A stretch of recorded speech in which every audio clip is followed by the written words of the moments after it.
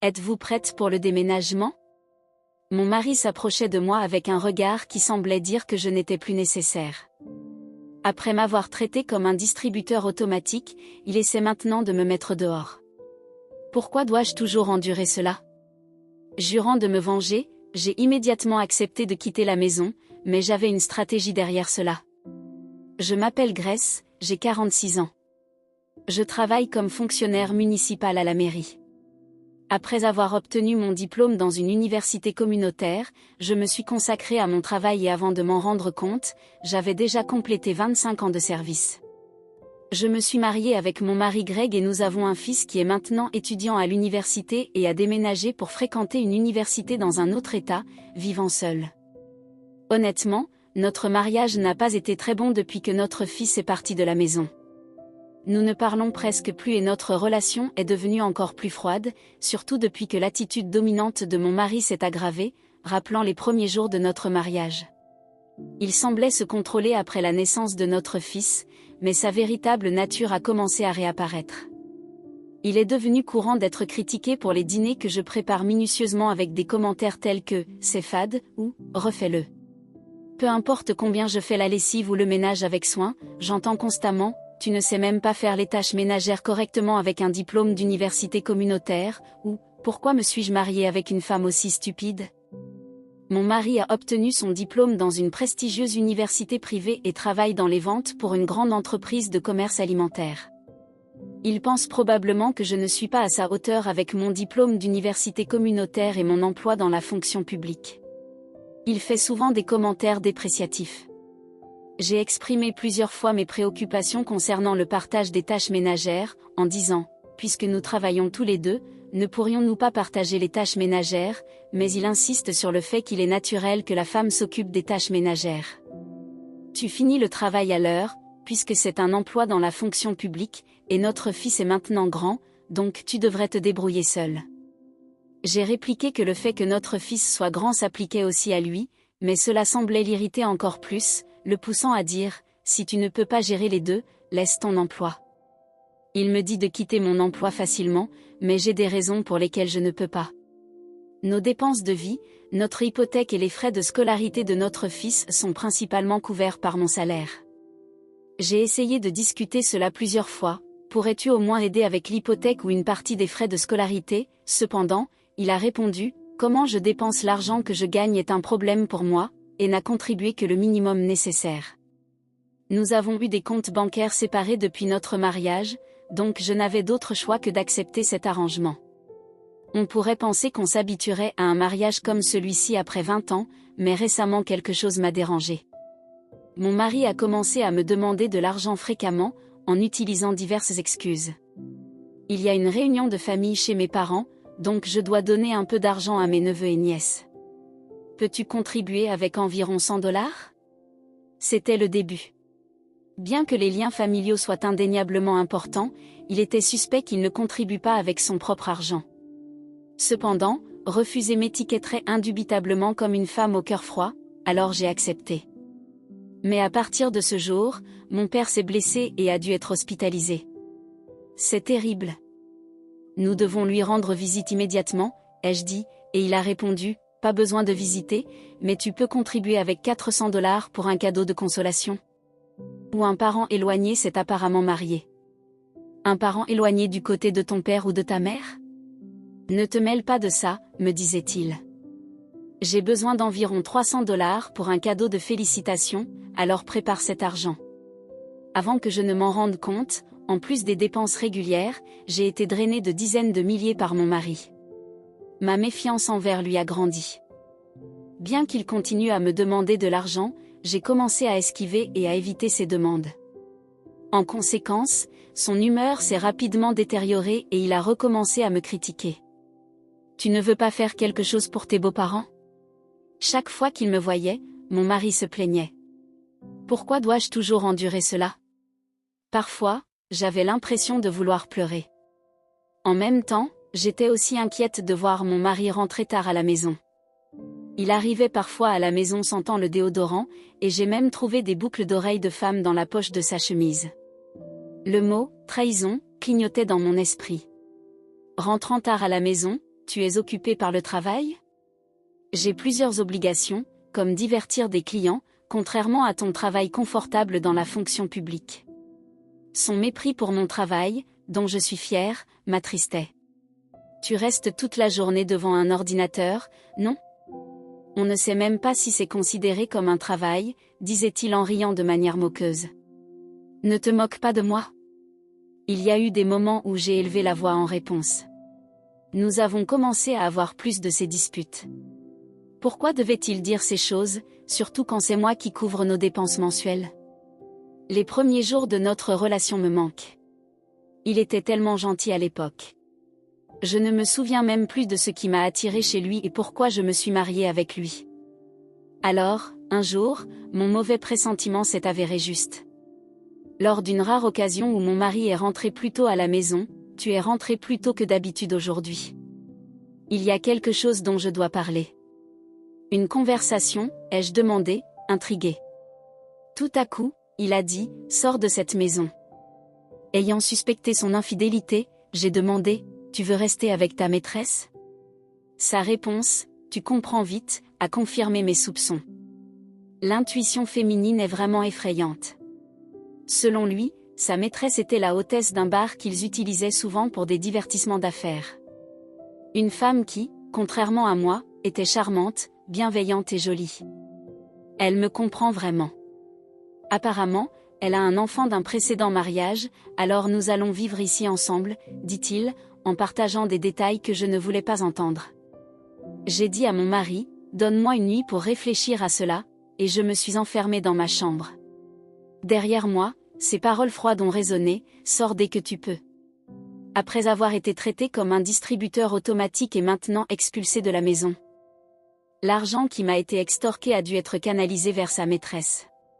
Ces retours tardifs sous le prétexte d'affaires peuvent avoir été des mensonges, rencontrant sa maîtresse à la place. Pourquoi dois-je toujours être celle qui souffre ainsi?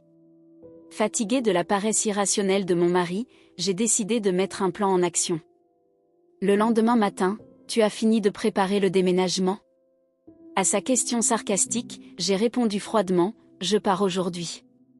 Mon comportement rafraîchissant l'a surpris, mais il était satisfait, disant, enfin, je peux échapper à cette vie monotone. Il vaut mieux avoir une belle femme dans une maison qui est juste pour dormir, même si elle est simple. Tu n'as pas d'éclat. Je vais emmener toutes mes affaires avec moi. C'est nécessaire, sinon nous ne pourrons pas commencer notre nouvelle vie, dit-il avec un visage présomptueux. Par « nous », il voulait dire lui et sa maîtresse. Je lui ai dit qu'en condition de quitter la maison, je voulais le divorce. Je ne voulais pas finir comme une épouse pathétique qui reconnaît facilement l'infidélité et part simplement. Je vais moi-même divorcer de cet homme. J'ai sorti les papiers de divorce que j'avais préparés pour une telle occasion. En imaginant un futur avec sa maîtresse, mon mari, sans hésitation, a rempli les papiers de divorce en disant « Considère cela fait ». Cet après-midi-là, j'ai rangé mes affaires et quitté la maison. Je me sentais libérée, déclara mon mari assez fort pour être entendu à l'entrée. Son humeur joyeuse et son sourire présomptueux n'ont été que de courte durée. J'ai remis les papiers de divorce au tribunal, expliqué la situation à mes collègues et pris quelques jours de congé. Comme tout était si soudain, je n'avais pas encore signé de contrat de location pour un nouvel endroit. En attendant, j'ai décidé de rester chez mon fils Alex. Mon visage devait paraître rafraîchissant et soulagé après longtemps, lorsque mon fils m'a accueilli avec un sourire de soulagement. Enfin, c'est terminé, n'est-ce pas? Le vrai défi commence maintenant. Je suis de ton côté, maman. Merci. Le rideau s'est levé sur ma vengeance. Une semaine plus tard, un numéro familier a appelé. Sans aucun doute, c'était mon mari, ou plutôt, mon ex-mari maintenant. J'ai d'abord ignoré les appels, mais ils étaient si insistants que je n'ai eu d'autre choix que de répondre. Après un moment, j'ai décroché le téléphone pour entendre mon ex-mari furieux, criant « Et, que penses-tu faire ?» Aujourd'hui était la fin du mois, le jour où plusieurs paiements étaient dus. De quoi parles-tu? Les paiements de ce mois-ci. Que veux-tu dire? Nous avons divorcé, non? Pourquoi aurais-je une quelconque obligation de payer? Quoi donc? Il n'y a pas de surprise dans l'explosion de mon ex-mari. Ce mois-ci, ni les frais de subsistance ni l'hypothèque n'ont été payés avec mon salaire, et le montant serait choquant. Notre appartement était dans un quartier résidentiel de luxe, rien que l'hypothèque pouvait coûter des milliers de dollars. Comment dois-je gérer ce montant? Son salaire était... Sa voix s'est éteinte dans l'étonnement. J'ai décidé d'expliquer tout depuis le début, nous étions presque séparés à la maison, donc je n'ai pas ressenti le besoin d'expliquer, mais j'ai été promu chef de département après avoir été reconnu pour mes réalisations. Chef de département? Pas chef de section? Depuis quand? Je pense que c'était l'année où Alex est entré au lycée. Mon salaire est probablement plus du double du vôtre. Quoi? Mon ex-mari n'a pas pu cacher son choc à chaque révélation. J'ai aussi gardé cela secret, mais j'ai investi dans des fonds éducatifs depuis la naissance d'Alex. Les actifs valent maintenant des centaines de milliers. Avoir des comptes bancaires séparés depuis le début a vraiment aidé, cela m'a évité de te laisser savoir les mouvements d'argent. Ça ne peut pas l'être. J'ai continué calmement, j'avais pensé à divorcer plus tôt, mais je pensais que cela ne valait pas le coup pour lui de renoncer à un distributeur automatique pratique, donc j'ai amené mon ex-mari à accepter le divorce de bon gré. J'ai joué le rôle d'une épouse obéissante intentionnellement, lui donnant de l'argent pour l'encourager. J'ai informé mon fils du plan de divorce bien à l'avance et je l'ai encouragé à aller à l'université loin de la maison. Tout cela faisait partie du plan. Après avoir tout expliqué, mon ex-mari est resté silencieux, incapable de dire quoi que ce soit. Comment se sent-on quand on est confronté à une épouse que l'on méprisait pour avoir un diplôme de collège communautaire et travailler dans un emploi facile au gouvernement? Il n'a probablement jamais pensé que j'aurais autant de clarté. Il semblait incapable de répliquer. Il est étrange qu'il n'ait jamais remis en question comment nous parvenions à vivre un style de vie de classe moyenne ou meilleure. Naturellement, nous sommes maintenant divorcés, donc je n'ai aucune obligation de faire des paiements, y compris ce mois-ci et à partir de maintenant. Si tu veux cet appartement, il est à ton nom, non? Tu ne devrais pas être le seul à payer l'hypothèque? Où es-tu maintenant? Je viens te chercher, alors dis-moi où tu es. Mon ex-mari a réussi à dire cela après beaucoup d'efforts. J'ai même demandé à son bureau, mais ils ont dit que tu étais en congé pendant quelques jours et ne savaient pas où tu étais. Comment dois-je vivre maintenant? Il murmurait pour lui-même, et pour une bonne raison, puisque j'avais arrangé avec mon lieu de travail et mon fils pour disparaître du radar de mon ex-mari. Bien sûr, j'avais aussi informé mes parents et mes proches. Il semble que mon ex-mari soit maintenant dans une impasse. Tu pourrais simplement gagner ta propre vie, mais avec ses dettes, il ne pourra pas vivre aussi luxueusement qu'avant. J'ai dit froidement, et j'ai pu l'entendre s'étouffer. Comment le savais-tu? Un détective privé peut le découvrir facilement. Apparemment, mon ex-mari gaspillait la majeure partie de son salaire dans les jeux d'argent. Il était endetté, et je couvrais les paiements des dettes avec les frais de subsistance que je payais chaque mois. Tu es un imbécile de même offrir des cadeaux extravagants à ta maîtresse. Je vais te rendre les paroles que tu m'as un jour dites. Comment ai-je pu épouser un homme aussi stupide? Mon contre-attaque implacable a laissé mon ex-mari à nouveau sans voix. Après un long silence, j'avais tort. Tu ne peux pas revenir? Il a demandé soudainement d'une voix douce, j'avais tort surtout. Je veux m'excuser, alors donne-moi ton adresse. Je veux présenter des excuses en personne. Il mentait, essayant d'adoucir les choses, car il n'avait pas encore appris la leçon. J'ai décidé de révéler 2 vérités de plus à mon ex-mari. Au fait, as-tu vérifié la boîte aux lettres? Qu'est-ce que c'est soudainement? Tu n'as pas encore vu, n'est-ce pas? Il doit y avoir une facture de pension alimentaire. Mon ex-mari ne peut pas le réaliser, mais je n'ai jamais mentionné quoi que ce soit sur un divorce à l'amiable. Naturellement, j'ai le droit d'exiger une pension alimentaire de sa part. Il y a encore une chose. Il y a encore autre chose? Tu n'as pas reçu un avis de son université? Quel avis? Concernant le débit des frais de scolarité. Quoi? Oui, j'ai demandé à mon fils de transférer le compte pour les frais de scolarité au nom de mon mari. Les frais de scolarité pour le prochain semestre seront bientôt débités. Attends une minute, parlons calmement. Je suis parfaitement calme. Au moins, Il ne fréquente pas la même université privée prestigieuse que mon ex-mari, ce qui est déjà un soulagement en soi. Mon brillant fils a travaillé dur et, malgré les objections de mon ex-mari, a réussi à s'inscrire dans une université nationale plus abordable dans l'intérieur du pays. Pourtant, les frais de scolarité pour le premier semestre atteignent plusieurs milliers de dollars. La date limite pour la pension alimentaire approche également, alors veuillez faire le virement rapidement. Ayez pitié. Pourquoi ne cessez-vous pas ce comportement honteux? Je suis fatiguée d'avoir affaire avec vous. Sur ce, j'ai raccroché. Plus tard, à travers des rumeurs, j'ai appris que mon ex-mari, ayant perdu mon soutien, avait été contraint de vendre l'appartement où nous vivions. Il vit maintenant dans une maison partagée dans un immeuble vieux de 50 ans. Désespéré sans soutien financier, mon ex-mari a essayé de me contacter frénétiquement plusieurs fois, espérant renouer notre relation. Je ne sais quel genre de personne était sa maîtresse, mais le fait qu'il ne comptait pas sur elle en dit probablement long sur son caractère.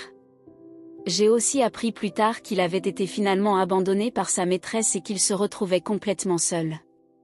J'ai demandé à l'agence de détective de l'enquêter aussi, à ma grande surprise, il s'est avéré qu'elle n'avait pas d'enfant, contrairement à ce que mon ex-mari croyait. Il était le seul à prendre la relation au sérieux. Il a été complètement dupé. Après m'avoir traité comme un distributeur automatique et m'avoir ensuite expulsé de la maison, j'espère qu'il réfléchira à ses actes. Accablé par les dettes qu'il a accumulées et par la pension alimentaire qu'il me devait, il s'est tourné vers ses parents pour obtenir de l'aide, mais ils n'ont pas pu pardonner la manière terrible dont il a traité sa femme et l'ont rejeté. Désormais déshérité par ses parents, mon ex-mari n'a plus personne vers qui se tourner et est perdu. Quant à moi, je suis enfin libre de ce tracas et mène une vie confortable. J'ai acheté un nouvel appartement avec les actifs de mes investissements et la pension alimentaire de mon ex-mari. Alex vient me voir les week-ends, nous prenons le thé et étudions ensemble. À ma grande surprise, il exprime le désir de travailler comme fonctionnaire, tout comme moi. Le voir prendre mes conseils au sérieux et étudier assidûment pour l'examen national de la fonction publique me remplit de joie. Lorsque je suis retournée au travail, j'ai distribué des bonbons pour exprimer ma gratitude à mes supérieurs et collègues pour leur aide. Ma conviction que la persévérance et le travail acharné sont toujours récompensés à la fin a été renforcée par cette épreuve. À partir de maintenant, je compte vivre selon ce principe.